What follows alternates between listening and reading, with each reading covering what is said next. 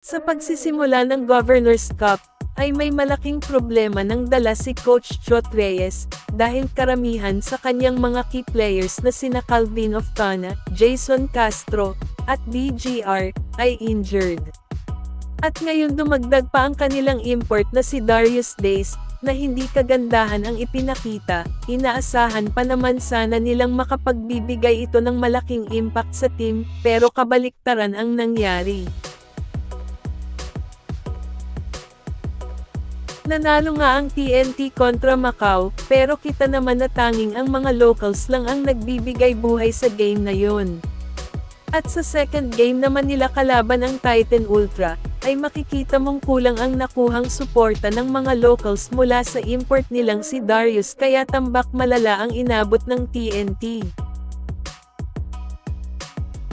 Pansin ko lang na kadalasan sa mga tira ni Darius Days nasa labas, na para bang takot itong makipagkiskisan sa loob, may malaking advantage pa naman siya sa ilalim, ang lapad kaya ng katawan niya, kaya lang, kulang lang talaga sa effort, at saka ang lamya ng depensa niya. Ito raw ang dahilan kung bakit dismayado si Coach Chot sa naging performance ng kanilang import sa Governor's Cup. Hindi na ako magtataka kung papalitan na ng TNT ang kanilang import, dahil kilala naman natin ang katropa na gusto nila yung tipong import na loob at labas ang laruan, at mukhang hindi si Darius yun, pero pwede pa namang magbago ang lahat. Anyway, nakadalawang game pa naman siya sa TNT. Pero kung sakaling wala pa ring impact itong si Darius Days, alam na.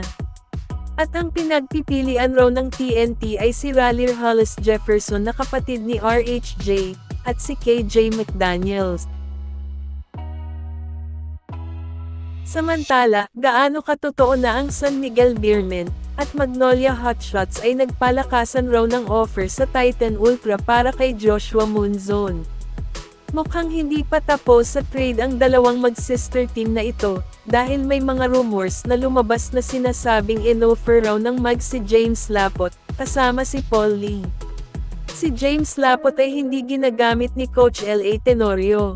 And since kulang sa big man ang Titan, pwede nila itong mapakinabangan.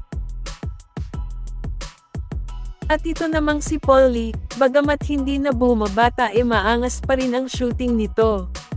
Kung mapapayag ng Magnolia ang Titan sa offer nila, for sure magagamit nila ng husto si James Lapot, at ang pagiging veterano ni Paul Lee ay malaking tulong sa team. Samantalang hindi naman nagpapahuli ang San Miguel, si Jeron Teng ang in-offer nila na hindi rin nabibigyan ng minuto ni Coach Leo, isa ring sayang na player dahil magaling naman itong si Jeron Teng. Isasama rin ng SMB si Chris Rosales, dahil kota na sila sa Phil-Foreign na player. 7 ang required ng PBA, at umabot na sila ng 8.